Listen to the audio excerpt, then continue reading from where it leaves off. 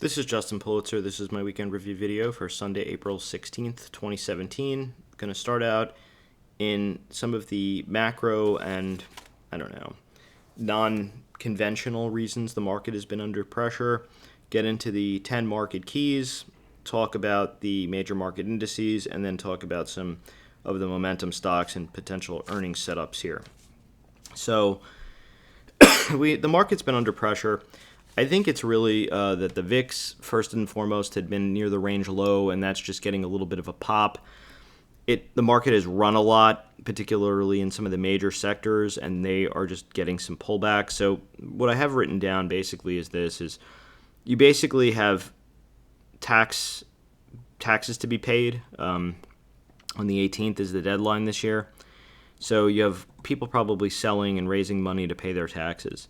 There has been some more geopolitical risk with some of the stuff that's been going on in Syria and particularly, and more importantly, North Korea.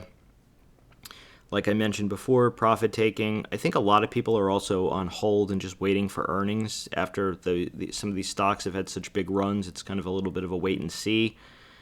It was a holiday shortened week. A lot of people are just out playing with their kids or on vacation. And then there's some other geopolitical risk. I know the media, again, just like Brexit and Trump, are trying to make the French elections a big deal. So Le Pen, just so you know, I don't think that could be a knee-jerk reaction. I don't think that will be the end of the world like Brexit or Trump was. Anyway, so that's kind of what's been facing us. Some of that stuff seems like it's going to dissipate a little this week, particularly the selling to raise for money to pay taxes. Like I said, the 18th is, I guess, tax day this year, so Tuesday. So maybe there's a little bit more of it on Monday, but seems like that's coming to an end. And then North Korea this weekend seems to a bit of a nothing. They had their parade. They tried to fire a missile, which exploded on the launch pad or shortly thereafter.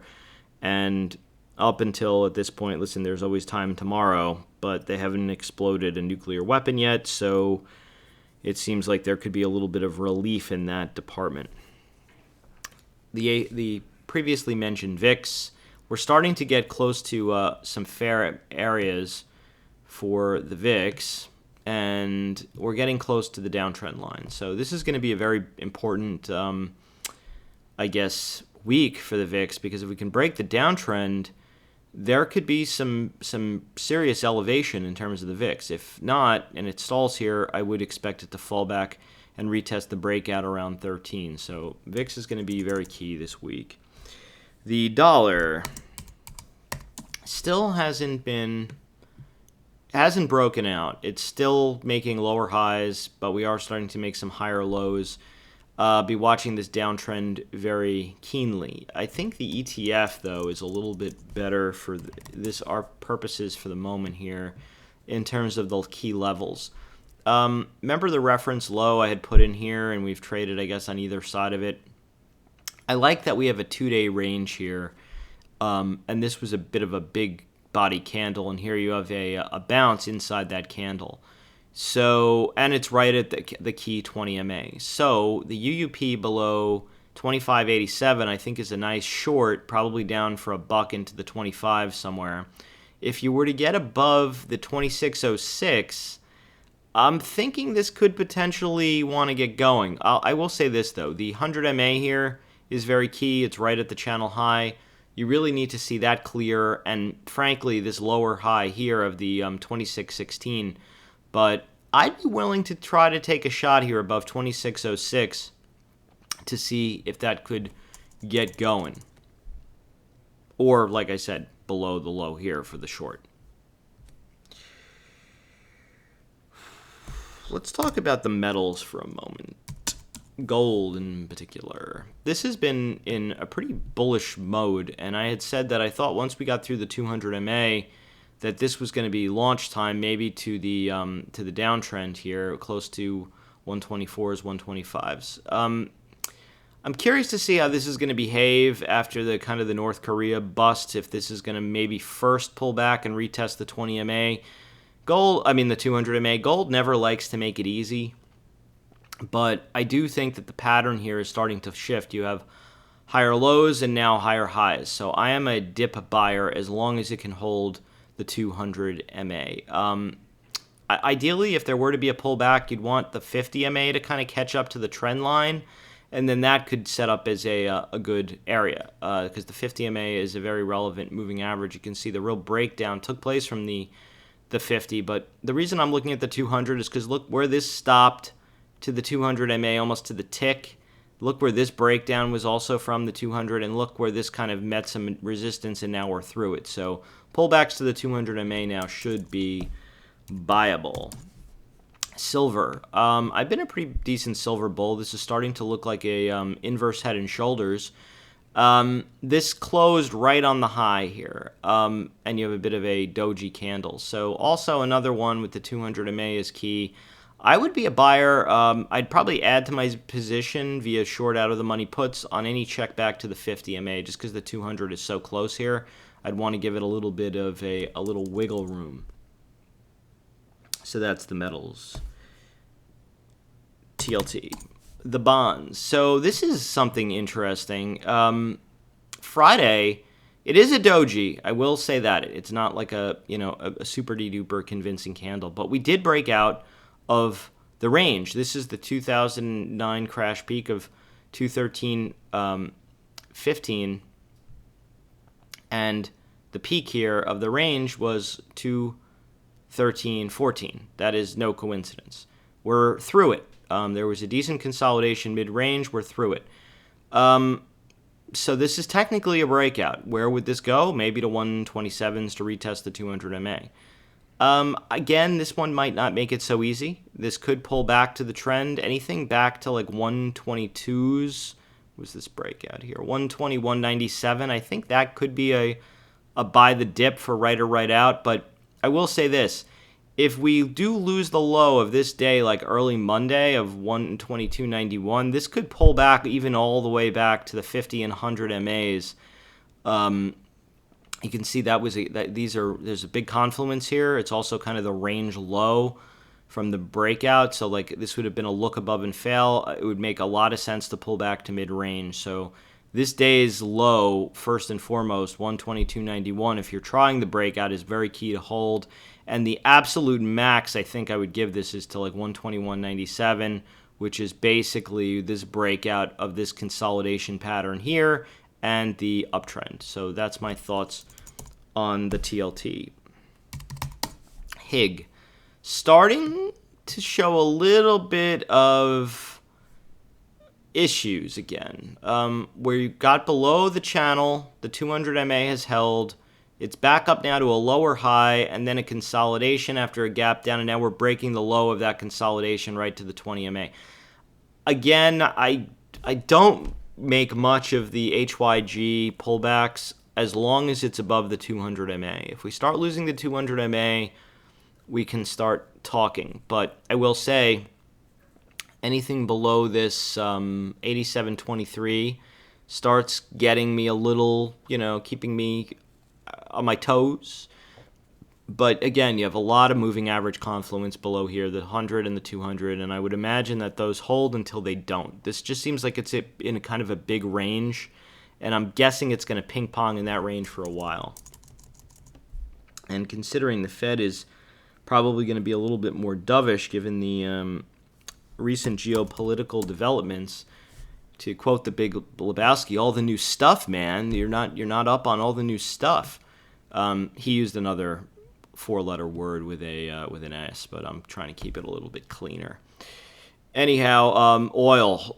This could be an issue if we start pulling back in oil. Take a look. You have a reversal bar. Didn't quite get to this down. Remember I drew in, I said I thought we would check back to these backsides. This is pretty accurate. This concerns me because, look, this kind of came up to this high. So you have basically a look above and fail or a reversal candle with two candles with kind of close to equal highs and 3-day lows that are equal.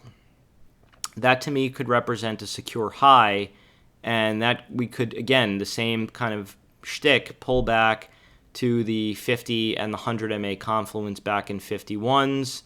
It's also possible that this wants to come back and retest the range low fully at 49.61. Where is the Fibonacci retracement? Here we go. You can see that a 50% fib is still even down to the 50s. So there's room to pull back. I mean, this isn't a given that this is going to hold up for a while. And I'll tell you, the oil stocks, and I'm going to go through them now, are showing that there may be a larger pullback. So I will say this, anything below 52.70-ish, this kind of double bottom here, starts getting a little iffy in oil to at least, I think, to the 50 MA. Speaking of those aforementioned oil stocks, Exxon, this is really a very odd pattern. This was a big on this, with a lot of volume on this breakout here, came back down, had these hammers, then kind of started coming back, and now we're back below the 50 MA. So this could be heading for range low, and they have their earnings coming up. I can't tell. I'm sort of not sure if this is going to have, because Exxon isn't really like a traditional momentum stock, but it kind of is starting to feel like it may have like one more washout to go. The channel low is lower here around the 79s. There are some really key older levels. The 61.8 is 77.63, and a key breakout level was 75.98, so like 76. This could happen. I would absolutely be all over that to sell out of the money puts into those levels. But short term here, I'm a little cautious. We're testing the backside of the old downtrend and the new uptrend, so this is kind of important. Anything below the 50 MA to me is iffy. If it gets back up above, I won't make much of it other than just range chop. This could also be forming a big rounded bottom, and we could be moving back up to the upside. Oil should technically be firming soon because we're coming into that shutdown period and we have summer driving season. And we had some drawdowns in the recent numbers, so the oil inventory seems to be repairing a little bit. Chevron looks even worse. This is below the 200. You're basically you stalled at the 50 and now back down to this low. And look where the stall was, right at the 38.2. That is not when stocks are healthy. That's sort of when they're shorts. So this has to really hold here, this double low. If it were to lose the double low, this could pull back to even to 97s. Look where the primary trend here is in 94s, and 97s is the range low. So if it loses this 105.82, I'm going to be a little cautious here. This could be setting up for a, again, a kind of a washout lower. So just be a little bit careful here until this kind of firms up above the 50 MA. Anything below the 50 to me is a little iffy. China. I think I missed this in last week's review. There was no way I was missing it 2 weeks in a row. We basically got back to the backsides. It's an ETF, so this tends to trade gappy and not perfectly. You have a trend line from this kind of consolidation. So this is do or die here for the FXI. If this were to lose this low, it could be looking for a 200 MA, like a 50% fib test, maybe even the 61.8. Between 36s have been a very big level in this stock for a while, like this ETF for a while. Those are the 50 and 61.8. Like that would be basically, if you snapped here, a fill up the triangle would be to the 61.8. So I'm a little cautious with this if we can't hold this 50 MA, and if we remain in this downtrend, we're making lower highs and lower lows. You need to see that pattern break. So I'd either buy stop it up over the 20 MA or look to kind of long up down near these 50 MAs, probably via short out of the money puts. Now, that's a little different from what we're seeing in BABA. BABA just broke out, right? It's been kind of inchworming its way up. This stock never likes to make it easy. You've had this big breakout bar, this kind of, I don't know, consolidation bar, and you've had a couple of inside days. So I could conscience buy stopping this over 111.88, or if you want a short, or if you're long and you need a stop below 108.84, because if it were to lose that, like this kind of breakout, it would be like a false breakout, and you'd have built a few days of inventory.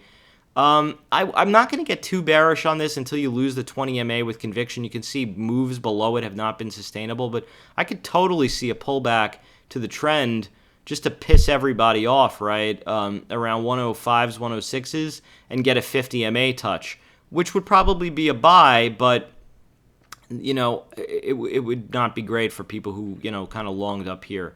So I like this candle. It's a big body candle. That and like kind of the 20 MA is my gauge. The ideal scenario would be for this to kind of wait for the 20 MA to come up and be like equal to those lows. So that would be an even kind of a stronger support or a stronger breakdown. So we're still above the 110.49, just barely. If you can clear these, I think it's got 120 in its sights, but back below here, we might need a trend touch again. BIDU or BIDU or whatever you call this thing, BIDU. It's riding the 200. It's kind of riding dirty here, looking kind of like it failed at the 50 and it may want to come back down. This should be hitting the triangle high, right? We held the triangle low as discussed, stalled at the 50. If you can get back up above this high, this 176.66, I think it's got another like $8 or so in the tank, or maybe more, back up to the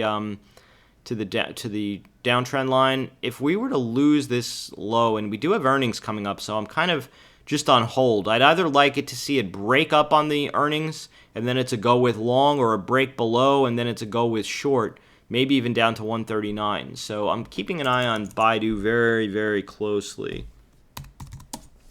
The IBB, this is now looking like a double top, look above and fail. It's pulling back. It's still in the channel low, though.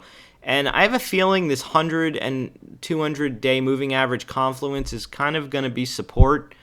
We'll see. But below the 50 MA here is a little iffy. I would be long above the 50, and then not long or even in this if it can't hold like the 100 and the 200. This Gilead is starting to look interesting to me. Look at this. This thing is a nasty head and shoulders and has been in such a protracted downtrend for a while. I think it's because their margins have been cutting. They do make a lot of money, but they do have margin contraction. So the best setup for me, and I know this is going to sound a little counterintuitive, would be for this to continue down into their earnings and make fresh lows. And then I think you would get out all the stops from, the people who probably have them there, and then this would set up for a long on earnings for a rally. If this rallies ahead of earnings, I'd be very, very suspicious, because you still have a looming 61.8 down here at 57.78, which could be an important level. 63, I believe, was an important level back in the day. This chart didn't even go back that far. I'm honestly not looking to short Gilead. I'm looking to buy this I would short it on a rally. I will say that, like to the 200 MA, I'd probably be a short, but not after this many days down going into the number. I could totally see this just continuing lower and then it having like that gap that kind of breaks the downtrend and it goes. Like I said, if it rallies ahead of the earnings, forget about it. But if it keeps coming down into it to the reference lows or even makes fresh lows, I will probably do a call spread or some kind of a play for longer. IYT starting to roll over, not good. We hit the channel high twice. We broke the intermediate trend line here. Here was a look below and fail. Now we're kind of coming back down. This is a very, very key level, this 158.18. If we lose that, I think we could see a 200 MA. I happen to think the 200 MA will likely be a right or right out buy because it's the channel low and I'm expecting a bounce. People always just assume end ranges. I don't do that, but I would be interested on the touch of the 200 MA selling near dated out of the money puts at like 144, 145, because look, this is where the breakout was. This is 61.8 of the range and the neckline of the breakout, and basically almost 100% retracement of the real true breakout. I use this as the low because this is the low that got the move started. But this area to me, and look, channel low isn't much below there in the 140s. I'd be a total buyer, by the way, on the channel low. But yeah, if this comes down and touches here, that to me is key. Anything below the 50 MA to me is a little iffy. 50 and 100 MA. Look, you have that 50, 100 MA confluence up here. That's going to be resistance until it's not. And I wouldn't want to be long this until that breaks for a momentum move higher or lower, closer to the 200 MA and some of these 50% fibs. So that area to me, I would be an interested out-of-the-money put seller for a near-dated bounce. Copper. Copper is very important because Dr. Copper, right? So this was a consolidation. We bounced off the channel. We are basically bouncing again. This needs to hold, or we could see this like 200 MA, which look is basically, look, we had a trend line from this low here. We snapped it. Filling up the triangle just takes you back down to these reference lows around 2448 or 24426. That area to me would be key. It's also where the 200 MA is. So that is my view of that. I would be very iffy about this unless we clear the 50 MA. And look, also the channel low is down there. This just makes total sense, right? Channel low, reference low, 200 MA, this area. That would also be, by the way, where you'd be looking to buy something like a Freeport McMoran. I wasn't even planning on discussing this piggy in this video, but what the F will do it. This is below the 200 MA, kind of iffy. The 78.6 to me seems like an interesting area. Somewhere between like 10s and 9s. I think that area will support. I'd be a put seller if we could get down that low. XLF, the fins. This is very important. Obviously, a huge component of the S&P 500, and it's kind of rolling over here. We're right at the range low, which is key. The 2285. This doesn't really look to me like a typical Head and Shoulders topping pattern, but if we were to take it to the end conclusion, basically 2040 would be the measured move down of just the 2 times the range to bring it lower. It's also like the 78.6 of this complete range, and then you're close to the 50% fib of the entire move from the Wayback Machine. I don't really want to, I guess I could show it. See, from the flash crash kind of low here to the channel, you can see the 50% fib is here, the measured move is here, and the channel low or the trend line is right around there. So the risk is like another $2 or so lower. I would get jiggy if this were to get back up above this kind of like 2396. That would be invalidate the Head and Shoulders pattern, and I think that this would retest the old highs pretty quickly if it took that out. So I'm either a buy stop over here or getting long closer to some of these, like the 200 MA or down near the trend low, like in the 21s and 20s. JP Morgan.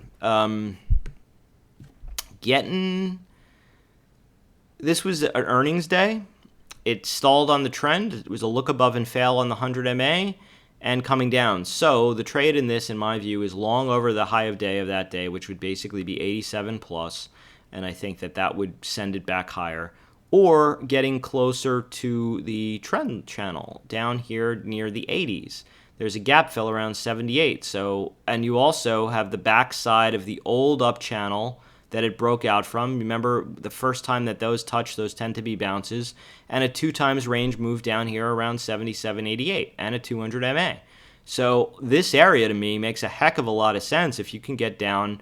I mean, look, it's a lot of points here, and if you are long, you're not going to be thrilled with that. But 83 to me is the key, first and foremost. If that fails, I think we're going to see 80 to 78, and in that area, I would be an interested put seller or just outright buyer. Wells Fargo, I began operations. Wow, that sounds kind of sinister, right? I began operations on actually on Friday. I started selling some out of the money puts, near the 61.8 strike. This looked better when I initially did it. I did it kind of right at the open. It rallied up pretty nicely and then kind of dumped and closed crappy on the close. That's all right. I don't really make that much of it. Look, this was the breakout, really the breakout level here of this lower high, this high, and then you have a 61.8 here. So I'm fine with beginning. This is also starting to get steep. Like, this isn't just like day one of a move. You know, we're down from basically from $60 down into the 50s. You have a gap fill around 48. Somewhere in here, I think, is going to catch it. Probably closer, if we lose the fifth, if this can't hold here, probably closer to the 61.8. And at that point, I'd be looking to sell like 47 strike or below out of the money puts. So that's my my Wells Fargo play. Crack myself up sometimes. SPY. All right, so the expected move this week is $2.77. Alrighty, let me zoom maroo. This chart is so cluttered. That would be up to 235.28 or down to 229.74, which is an interesting level because look where the breakout range came from, 228.34 to 229.71. I think we may see a reprieve on Sunday night futures because this North Korea thing didn't really get going, but I'm not fully discounting that we should, theoretically here, if we lose, and we didn't lose this low. A lot of people are jumping the gun and just assuming. I'm not doing that. But what I am saying, because notice I have the oval there, I'm giving it the respect it's due. But I do think at some point we should be seeing the 100 MA because that's where the breakout was here. And we're making lower highs. Look, lower high, high, lower high, lower high, still lower high. And now we're starting, we haven't made a new lower low yet. So the pattern isn't really all that deleterious for the S&P just yet. So 231.61 is key. And then after that, these like 229s, 228s is going to be really do or die in my view, at least near term. The IWM, the small caps. Look at this. Break down below the channel, stall on the backside, and now we're below, stalling on the 50 MA. We haven't broken the range low yet, mind you. I don't know where this thing is really, how far this is really going to go for a couple of reasons. You have a channel here. You have a gap fill right at the channel low. And you have the 200 MA is kind of fast approaching. So the 2 times range low I had, if this were to snap, would be down to 227s, which is basically the gap fill and a 50% fib. So that's sort of like my end range target. If it overshoots to the 124.80, which is like, look where this breakout was, basically 125s. So I think between 127s and 124.80 is going to be the kind of the end move here, in my view, at least short term. And I would sell out of the money puts there. If you're looking to play the short, you could buy puts. What I'd probably do is buy put spreads. Like buy something up here, sell one down here, and then sell like another one down here. So do like a what I've been calling the put spread overwrites, or just do an outright back spread where you buy one of these and then like sell 2 times out over here.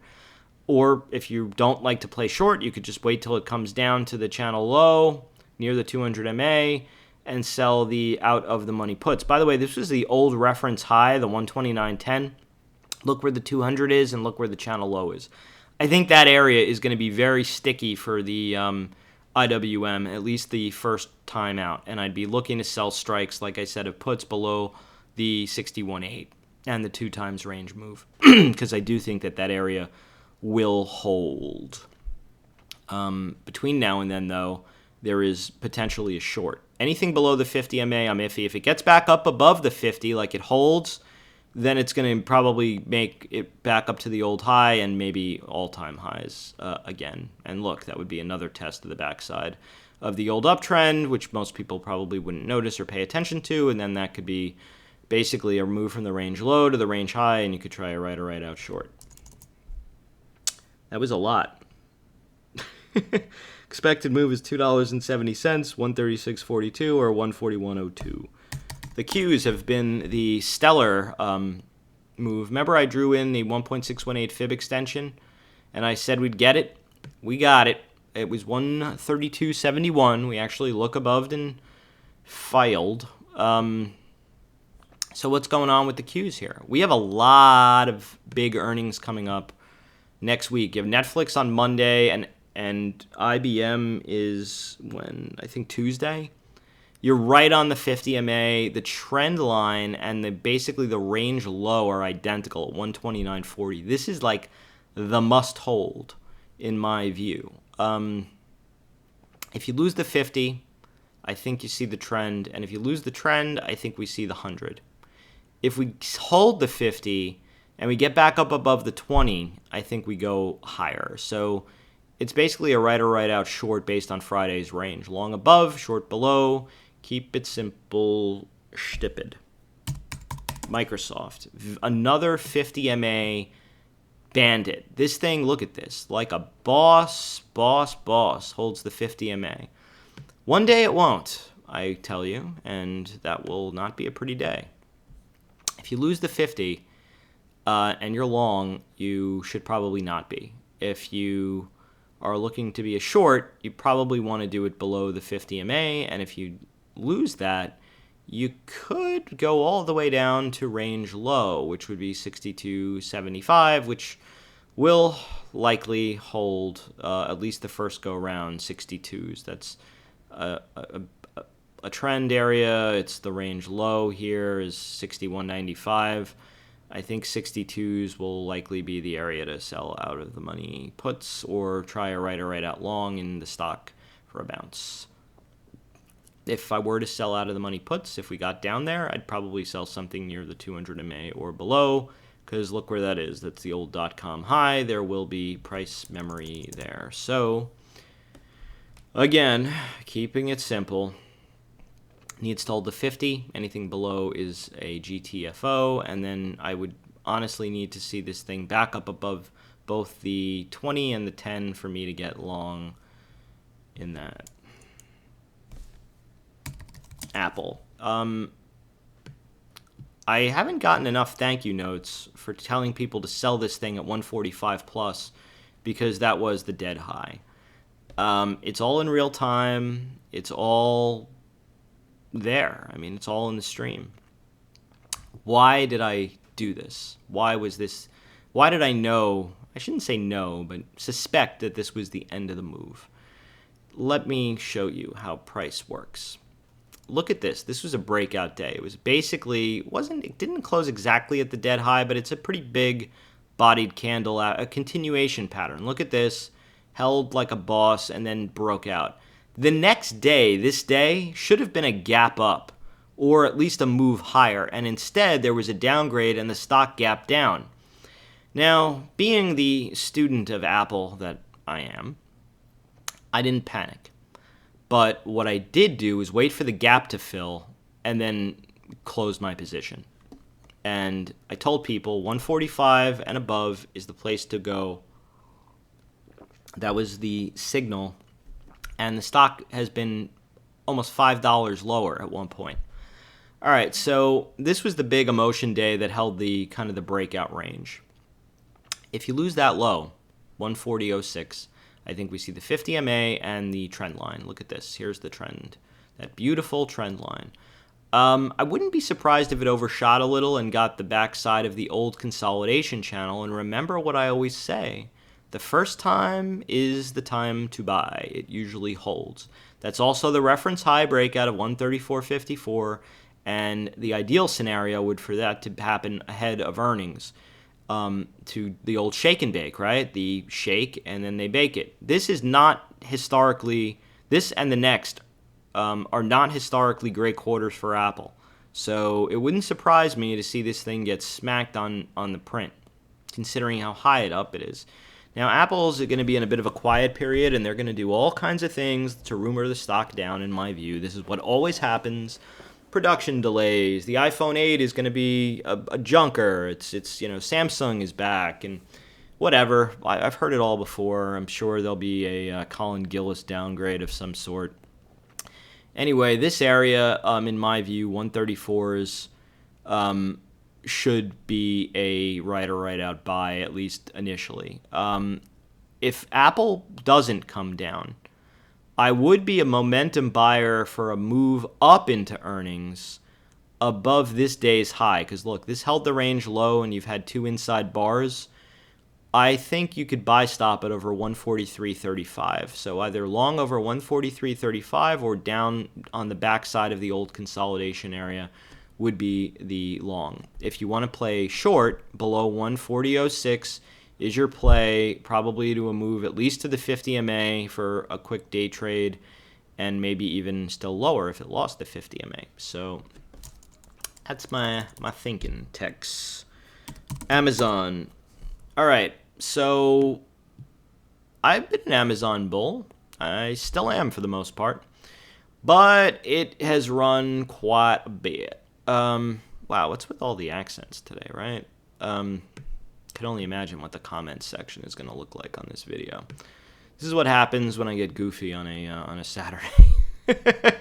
So we got pretty close to the 1.618. We've had the reversal. We're making some lower highs and we're starting to make some lower lows.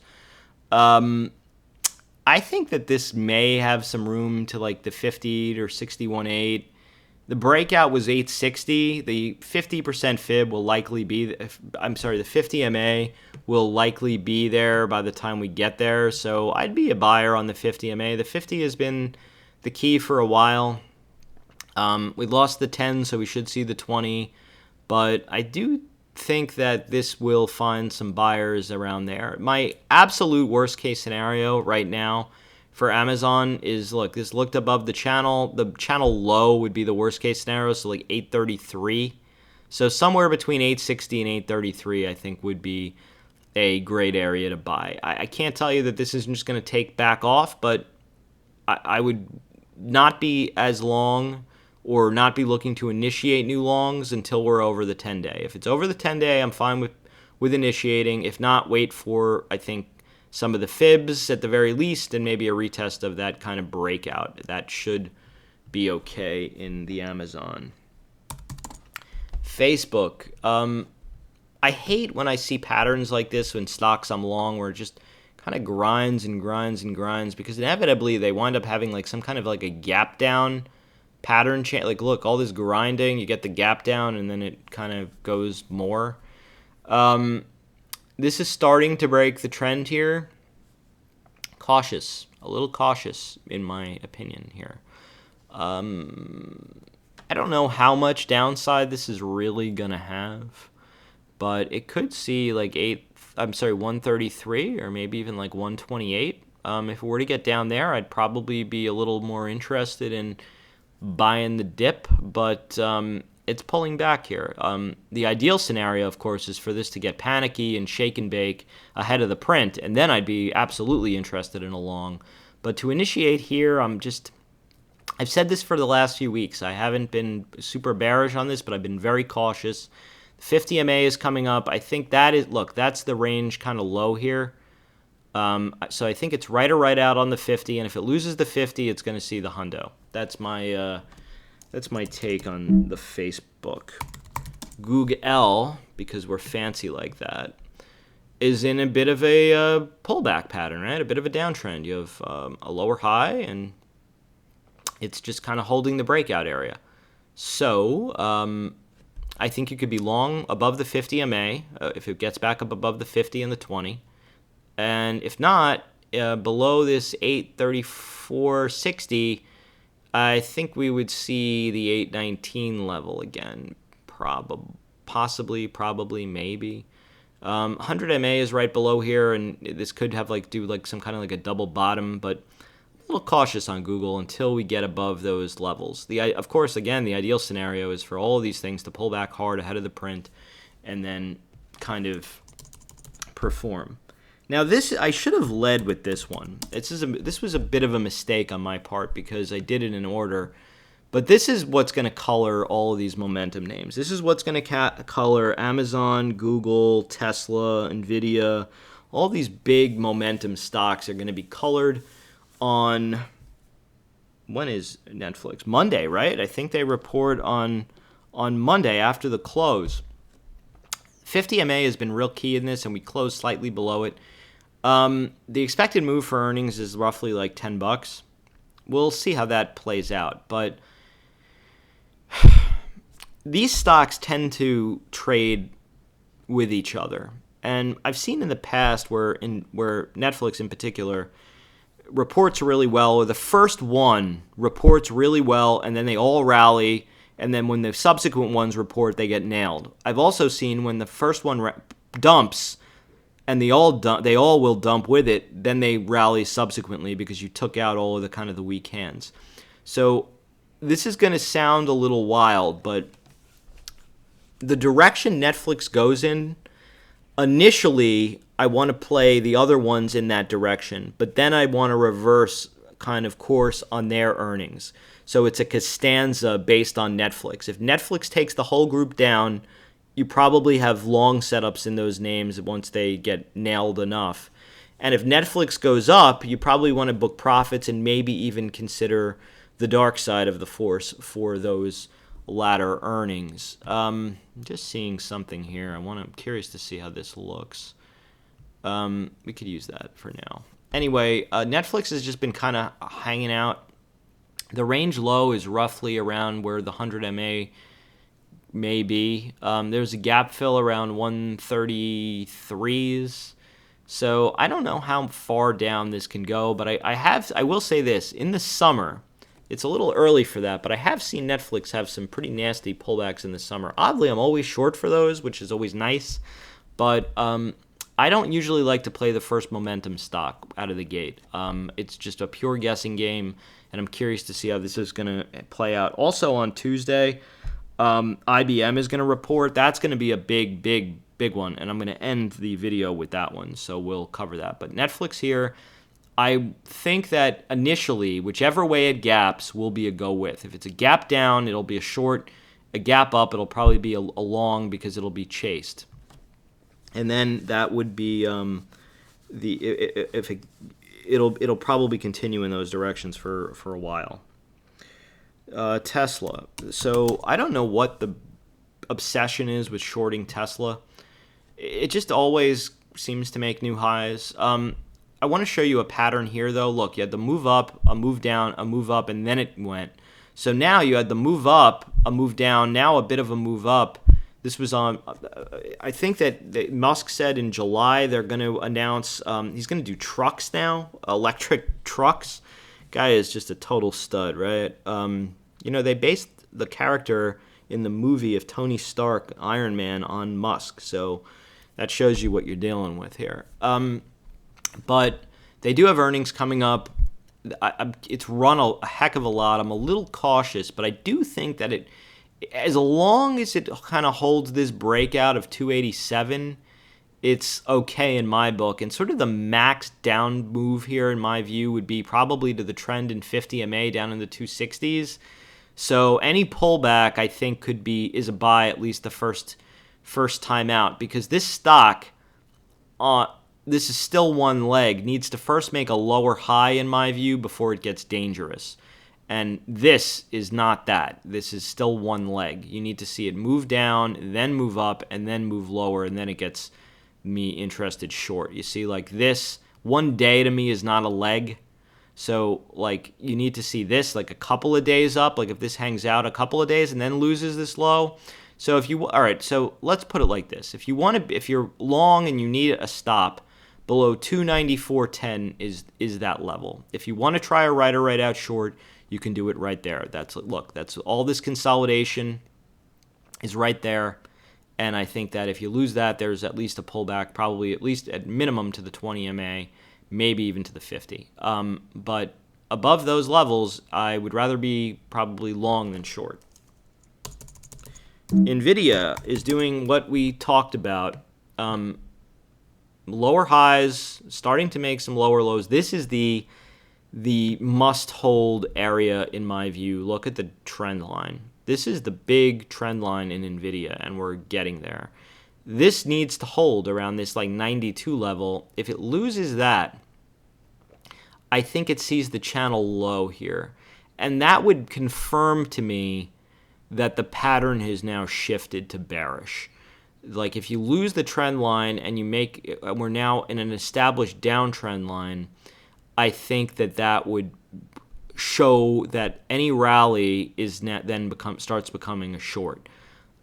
It's still kind of okay, but needs to hold here. If it loses here, I like a put spread or a put ratio for a move down to the 200 and the channel low. That area around like 83, 84, I would be interested in buying the dip because look, that's where this consolidation is. Everyone will be talking gap fill, but that's not what's going to happen.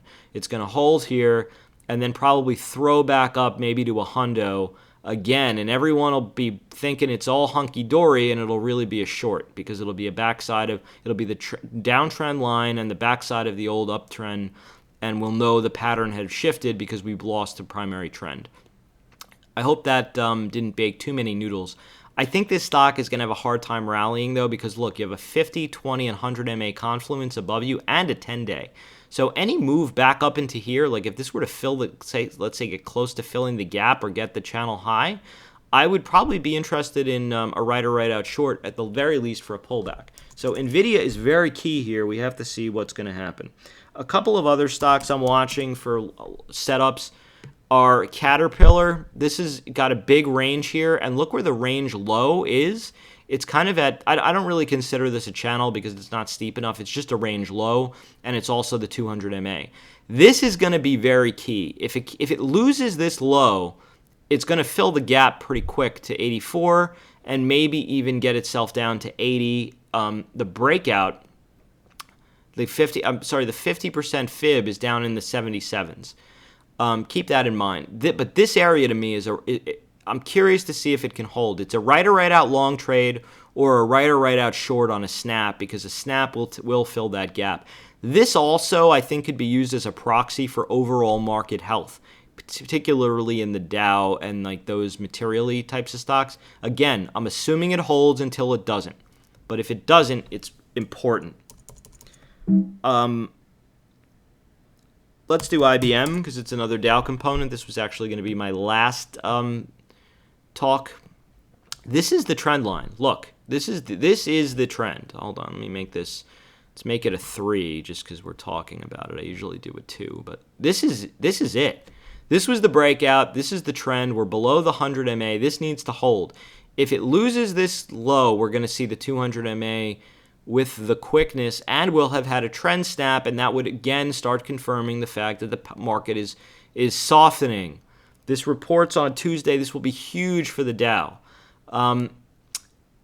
So I'm keeping an eye on this. If this loses, like I said, if it loses this reference low, I think the 200 MA is in play. Look, we're well below the 50 here. I wouldn't be interested in being long this until it breaks the downtrend. If it breaks the downtrend, I think it'll float back up to the highs, so no biggie. If we break this trend, though, so if you're long, you really need your stop below 168.98, or if you could initiate short below there for a move down to the 200 MA. That is a very, very key level. Remember the old downtrend we were in? The backside, if that were to retest it, would be down in the 150s, close to the gap fill probably by the time we got there. That area to me, though, would be an interesting area to sell some out of the money puts, and I'd probably use strikes below 147 because that's this reference low. It would basically be a fill up the triangle, and I do believe that area would be some support for the stock, at least near dated. I'd probably look at 50% fib is 142. You have a reference range low at 140. So if this were to get gap down and then continue, I'd be looking at some point when the juice got up there to sell these out of the money puts because I think that somewhere between 147 and 142 would kind of be the end of that move. So cautious below the 50 would be bullish back up above the 50, and a loss of the trend, I think we see 200. We'll end on Qualcomm. All right, so this was a head and shoulders pattern I talked about. It got the measured move and then some. It is right testing the reference lows. Now, my hope and prayer for Qualcomm, which means, of course, it's going to go up on earnings, is that it gaps down to somewhere between the 48 level and the 44.56 level, or gaps and then continues lower. Because I do think that the 78.6 or the gap fill is going to be the end of this move, which of course means it's going higher, right? The low here is 52.37. We are right on it. I really wish that this wasn't earnings because I'd probably buy this for a right or right out trade. But considering it is earnings, I'd rather wait. So I'd be so here's the scoop. I don't want to play the earnings here. I want to play the after earnings. So that sounds so crazy, right? But it is the truth. So check this out. Let me just draw it in. The 50 MA, look, this is where it stalled, and this is where it now again stalled. So I'd either want to be long on a move, break back up and hold of the 50 MA, or down lower near the gap fill or the 78.6. If this gaps down on earnings like that day or like maybe a day or two after, sometime in there, depending on how much it is, I'll be looking to sell out of the money puts because again, that this would not be the begin. This look what happened after this gap down. You kind of went up a couple days, but then look, the low here was 53 and the low here was 52. So it didn't do much after the gap. It just gapped and chopped. So I think a gap down would do the same thing again, a gap and chop. I'm assuming that to be the case. So, and of course, after this would gap down, everyone would the IV would probably shoot up because everyone gets nervous, right, after a big move down. But they don't realize that it's probably not going to go much anywhere after that. So I would be interested in selling out of the money puts on a gap down or buying it on momentum back up over the 50. That's my story. I'm sticking to it. Have a great trading week. Leave me some comments. If you liked my video, please hit the thumbs up. On Twitter, please favorite it and retweet it. Have a great rest of your weekend. Happy Easter Sunday. Happy end of Passover to all my Jewish compadre. And let's have a great trading week, make some bucks, and cheers.